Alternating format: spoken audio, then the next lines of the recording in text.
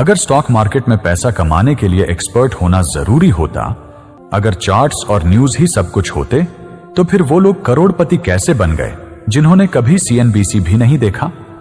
सच यह है, stock market intelligence का गेम नहीं है, यह परसेप्शन का गेम है। और यहीं पर एक आम आदमी एक्सपर्ट से आगे निकल जाता है।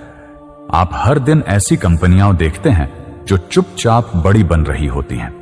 दुकानों में भीड़ बढ़ रही होती है, लोग किसी ब्रांड के बिना रह नहीं पा रहे होते, लेकिन आप उन्हें सिर्फ यूजर की तरह देखते हैं, इन्वेस्टर की तरह नहीं। और जो यही गलती करता है वो पूरी जिंदगी मार्केट को रिस्की कहता रहता है।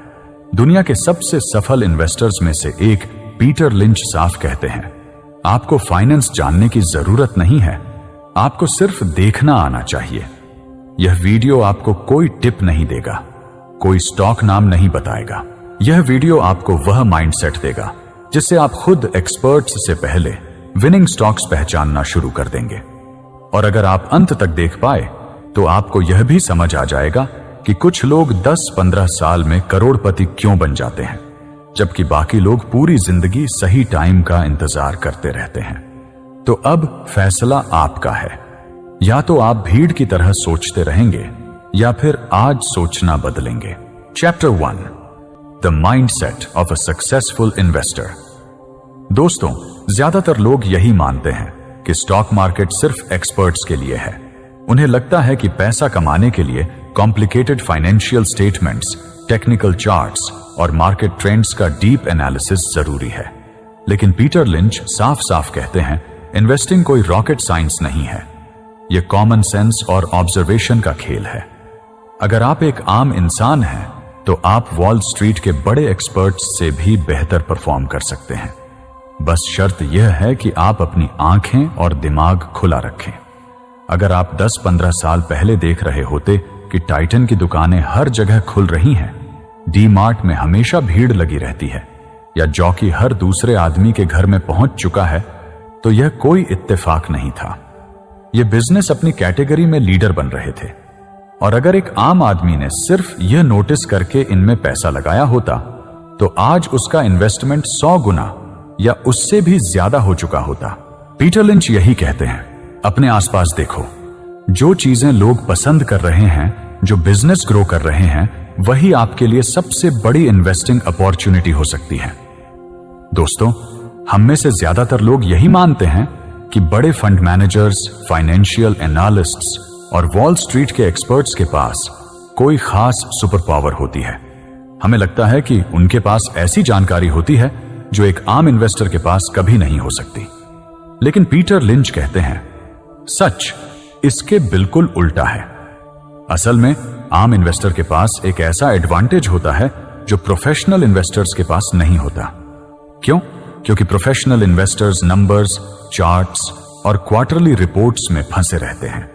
उन्हें हर 3 महीने में रिजल्ट दिखाना होता है, उन्हें फंड का साइज मैनेज करना होता है, उन्हें बहुत सारे रूल्स और रिस्ट्रिक्शंस फॉलो करने पड़ते हैं। लेकिन एक आम आदमी इन सब बंधनों से आजाद होता है। वो अपनी डेली लाइफ के एक्सपीरियंस से बेहतर इन्वेस्टमेंट डिसीजन ले सकता है। मान लीजिए आप हर बार ऑनलाइन शॉपिंग के लिए नायका इस्तेमाल करते हैं। आप देखते हैं कि आपकी बहन, आपकी फ्रेंड्स और आपके आसपास की महिलाएं सब वही प्लेटफॉर्म प्रेफर कर रही हैं। या फिर आप नोटिस करते हैं कि ज़ोमैटो और स्विगी के बिना लोगों का खाना ऑन ऑर्डर करना लगभग नामुमकिन हो गया है।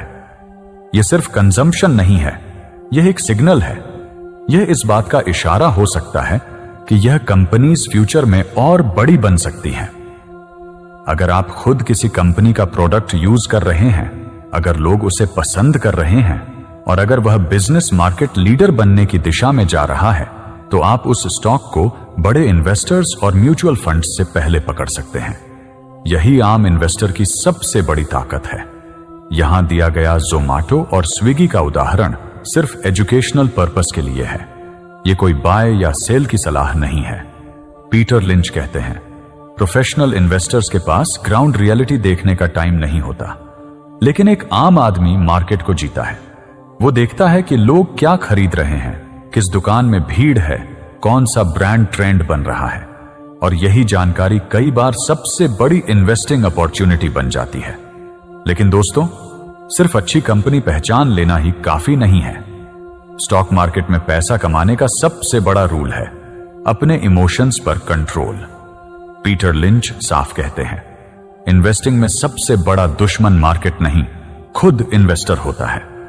लोग इसलिए पैसा नहीं हारते क्योंकि उन्होंने गलत कंपनी खरीदी। लोग इसलिए हारते हैं क्योंकि वे डर और लालच का शिकार हो जाते हैं। जब मार्केट गिरता है, लोग पैनिक में अपने शेयर्स बेच देते हैं, और जब मार्केट ऊपर जा रहा होता है तो बिना सोचे समझे महंगे प्राइस पर स्टॉक्स खरीद लेते हैं। भारत में 2020 का कोविड क्रैश इसका परफेक्ट एग्जाम्पल है। जब मार्केट 30-40% गिरा तो ज्यादातर इन्वेस्टर्स डर गए। उन्होंने Titan, HDFC bank, Bajaj finance जैसे स्ट्रॉन्ग स्टॉक्स भी बेच दिए।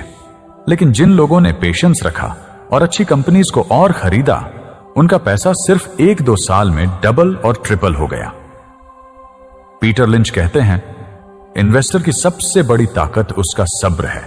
अगर आप एक अच्छी कंपनी को समझकर लॉन्ग टर्म के लिए इन्वेस्ट करते हैं और शॉर्ट टर्म उतार चढ़ाव से नहीं डरते, तो मार्केट आखिरकार आपको रिवॉर्ड देता है।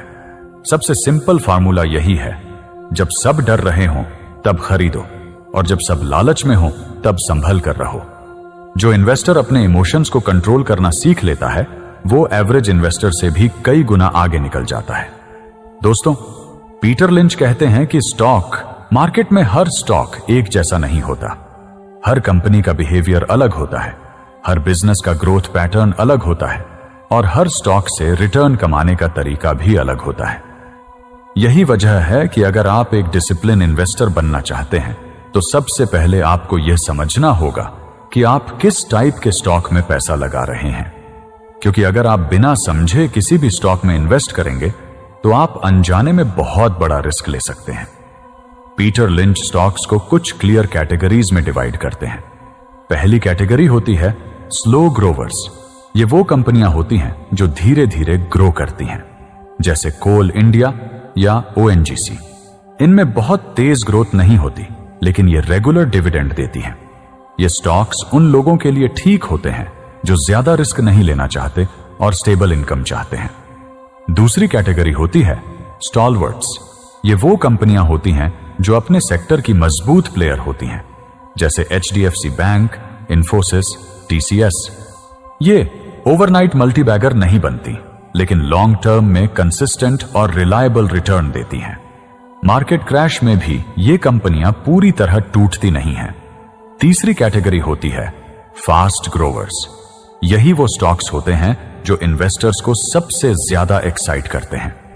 इन कंपनियों में तेज एक्सपेंशन होता है, तेज प्रॉफिट ग्रोथ होती है और मार्केट लीडर बनने की क्षमता होती है। एवेन्यू सुपरमार्ट्स यानी डी मार्ट और बजाज फाइनेंस इसके बेहतरीन उदाहरण हैं। इन स्टॉक्स में रिस्क भी ज्यादा होता है, लेकिन अगर सही समय पर पकड़े जाएं तो यही स्टॉक्स आपको मल्टीबैगर रिटर्न दे सकते हैं। चौथी कैटेगरी होती है साइक्लिकल स्टॉक्स। ये वो कंपनियां होती हैं जिनका परफॉर्मेंस इकोनॉमी के साइकिल पर डिपेंड करता है, जैसे टाटा मोटर्स या सेल। जब इकोनॉमी बूम में होती है, ये तेजी से बढ़ती है, और जब स्लो डाउन आता है तो यही स्टॉक्स गिरते भी हैं। इनमें पैसा तभी बनता है जब आप इन्हें साइकिल के बॉटम पर खरीदें। पांचवी कैटेगरी होती है टर्न अराउंड स्टॉक्स। ये वो कंपनियां होती हैं जो एक समय पर स्ट्रगल कर रही होती हैं, लेकिन फिर वापसी करती हैं। सजलॉन एनर्जी इसका एक उदाहरण रहा है। ये स्टॉक्स हाई रिस्क होते हैं, लेकिन अगर सही टाइमिंग हो तो यही स्टॉक्स सबसे बड़े सरप्राइज दे सकते हैं। आखिरी कैटेगरी होती है एसेट प्लेस। ये वो कंपनियां होती हैं जिनके पास ऐसे हिडन एसेट्स होते हैं जिनकी वैल्यू उनके शेयर प्राइस से कहीं ज्यादा होती है। अक्सर रियल एस्टेट या मैन्युफैक्चरिंग कंपनियां इस कैटेगरी में आती हैं। अगर मार्केट ने अभी तक उनकी असली वैल्यू को पहचाना नहीं है, तो वहां एक बड़ी अपॉर्चुनिटी हो सकती है। पीटर लिंच कहते हैं, एक सक्सेसफुल इन्वेस्टर वही होता है जो यह जानता है कि वो किस कैटेगरी का स्टॉक होल्ड कर रहा है। अब बात करते हैं पीटर लिंच की सबसे मशहूर सोच की, 10 बैगर्स। 10 बैगर वो स्टॉक होता है जो आपके इन्वेस्टमेंट को 10 गुना या उससे भी ज्यादा बढ़ा दे।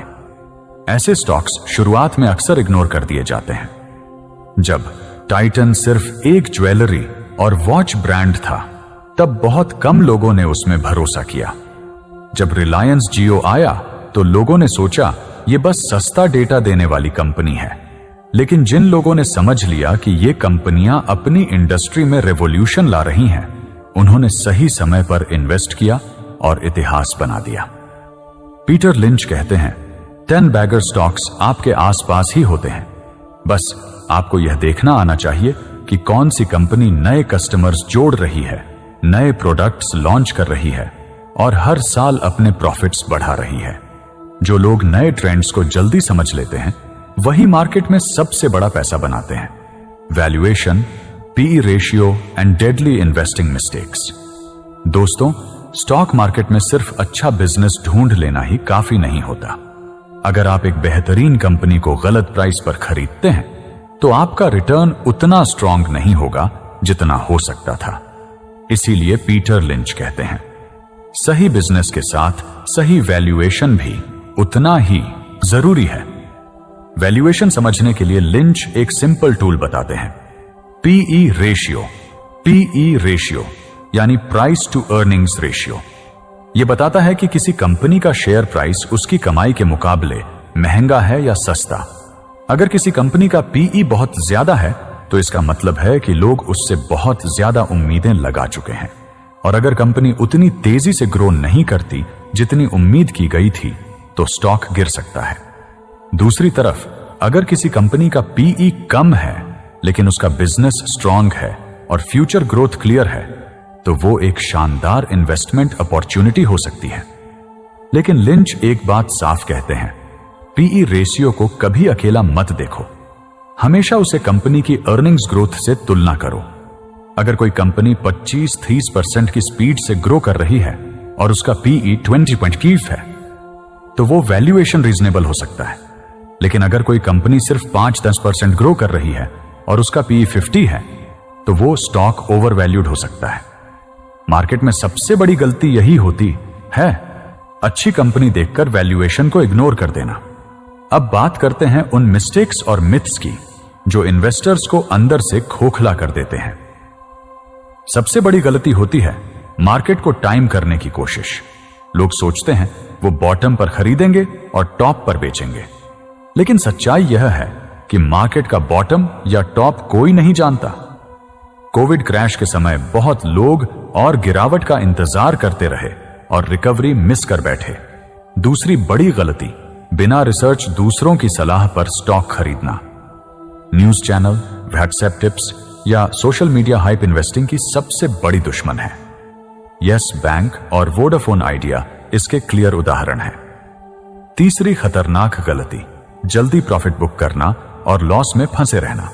लोग अच्छे स्टॉक्स 20-30% प्रॉफिट पर बेच देते हैं और कमजोर कंपनियों को रिकवरी की उम्मीद में पकड़े रहते हैं। लेकिन लिंच कहते हैं अच्छे स्टॉक्स को होल्ड करो और खराब बिजनेस से बाहर निकलो। अब कुछ सबसे बड़े मिथ्स की बात करते हैं। पहला मिथ, जो स्टॉक गिर चुका है वो वापस जरूर उठेगा। मार्केट में ऐसा कोई नियम नहीं है। अगर कंपनी फंडामेंटली कमजोर है तो स्टॉक और भी गिर सकता है या कभी रिकवर ही नहीं करेगा। दूसरा मिथ, जो स्टॉक बहुत बढ़ चुका है अब उसमें पैसा नहीं बन सकता। अगर ऐसा होता तो टाइटन, HDFC बैंक और बजाज फाइनेंस कभी मल्टी बैगर नहीं बनते। अगर बिजनेस ग्रो कर रहा है तो स्टॉक और भी बढ़ सकता है। तीसरा मिथ, स्टॉक मार्केट सिर्फ एक्सपर्ट्स के लिए है। पीटर लिंच कहते हैं अगर आप अपने आसपास की दुनिया को ध्यान से देखते हैं तो आप एक्सपर्ट्स से पहले अच्छे स्टॉक्स पहचान सकते हैं। इन्वेस्टिंग कॉमन सेंस का गेम है। जो इसे जरूरत से ज्यादा कॉम्प्लिकेट बना देते हैं वो खुद ही हार जाते हैं। How to build a winning portfolio and start investing today. दोस्तों, पीटर लिंच कहते हैं कि सिर्फ सही स्टॉक्स चुन लेना ही काफी नहीं होता। एक सक्सेसफुल इन्वेस्टर बनने के लिए आपको एक स्ट्रॉन्ग पोर्टफोलियो स्ट्रेटेजी भी बनानी होती है। अक्सर लोग या तो सिर्फ 1-2 स्टॉक्स में पैसा लगा देते हैं या फिर इतने ज्यादा स्टॉक्स खरीद लेते हैं कि उन्हें ट्रैक करना ही मुश्किल हो जाता है। दोनों ही तरीके लॉन्ग टर्म में नुकसानदायक होते हैं। पीटर लिंच कहते हैं पोर्टफोलियो में बैलेंस होना चाहिए। अगर आप लॉन्ग टर्म इन्वेस्टर हैं तो आपके पोर्टफोलियो में अलग अलग कैटेगरी के स्टॉक्स होने चाहिए। कुछ स्टेबल और रिलायबल कंपनियां जैसे HDFC बैंक, इन्फोसिस या TCS जो पोर्टफोलियो को स्टेबिलिटी दें। कुछ फास्ट ग्रोइंग कंपनियां जो हाई रिटर्न की पॉसिबिलिटी रखें, और कुछ ऐसे स्टॉक्स जो मार्केट साइकिल के साथ चलते हों ताकि हर सिचुएशन में आपका पोर्टफोलियो बैलेंस में रहे। लिंच कहते हैं कि 10 से 15 केयरफुली सिलेक्टेड स्टॉक्स एक आम इन्वेस्टर के लिए काफी होते हैं। इससे ज्यादा स्टॉक्स होंगे तो आप उन्हें समझ और ट्रैक नहीं कर पाएंगे। अब बात करते हैं इन्वेस्टिंग का सबसे मुश्किल सवाल, कब होल्ड करें और कब बेचें। पीटर लिंच कहते हैं, ज्यादातर इन्वेस्टर्स यहीं सबसे बड़ी गलती करते हैं। लोग अच्छे स्टॉक्स थोड़ा सा प्रॉफिट आते ही बेच देते हैं और खराब स्टॉक्स रिकवरी की उम्मीद में पकड़े रहते हैं। अगर किसी ने टाइटन, एशियन पेंट्स या बजाज फाइनेंस को सिर्फ 20-30% प्रॉफिट पर बेच दिया होता तो उसने लाइफ टाइम का सबसे बड़ा रिटर्न मिस कर दिया होता। लेकिन जिन लोगों ने इन कंपनियों को 10-15 साल तक होल्ड किया, उनका पैसा 50 गुना से भी ज्यादा बढ़ गया। कारण सिंपल है, अच्छी कंपनियां समय के साथ और बड़ी होती जाती हैं, उनकी कमाई बढ़ती है, उनका बिजनेस मजबूत होता है और स्टॉक प्राइस उसी के साथ ऊपर जाता है। मार्केट में शॉर्ट टर्म में कुछ भी हो सकता है, कभी क्रैश आएगा, कभी ग्लोबल क्राइसिस होगा, कभी इकोनॉमी स्लो होगी, लेकिन जो इन्वेस्टर हर गिरावट से डर जाता है वो अपने सबसे बड़े रिटर्न्स खुद ही खत्म कर देता है। 2008 का फाइनेंशियल क्राइसिस हो या 2020 का कोविड क्रैश, जिन लोगों ने अच्छी कंपनियों को होल्ड किया उन्होंने बाद में मल्टी बैगर रिटर्न्स कमाए। दूसरी तरफ अगर कोई कंपनी फंडामेंटली कमजोर हो रही है, उसका मार्केट शेयर घट रहा है या मैनेजमेंट गलत फैसले ले रहा है, तो उसे सिर्फ उम्मीद के भरोसे होल्ड करना सबसे बड़ी गलती हो सकती है। पीटर लिंच कहते हैं, होल्ड या सेल का फैसला हमेशा बिजनेस के फंडामेंटल्स पर होना चाहिए, इमोशंस पर नहीं। अब आखिरी सवाल, इन्वेस्टिंग शुरू कब करें? पीटर लिंच का जवाब बिल्कुल साफ है, आज। लोग परफेक्ट टाइम का इंतजार करते रहते हैं, लेकिन परफेक्ट टाइम कभी आता ही नहीं। मार्केट हमेशा ऊपर नीचे होता रहेगा, लेकिन अगर आप अच्छी कंपनी को समझकर लॉन्ग टर्म सोच के इन्वेस्ट करते हैं तो समय आपके लिए काम करने लगता है। इन्वेस्टिंग नंबर्स का नहीं, माइंडसेट का खेल है।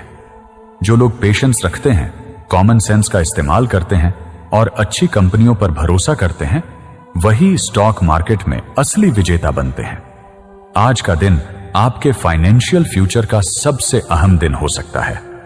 पीटर लिंच की फिलॉसफी अपनाइए, देखिए, समझिए और एक्शन लीजिए। अगर आपको यह वीडियो पसंद आया तो इसे लाइक और शेयर जरूर करें। कमेंट में जरूर बताइए, क्या आप स्टॉक मार्केट में इन्वेस्ट करते हैं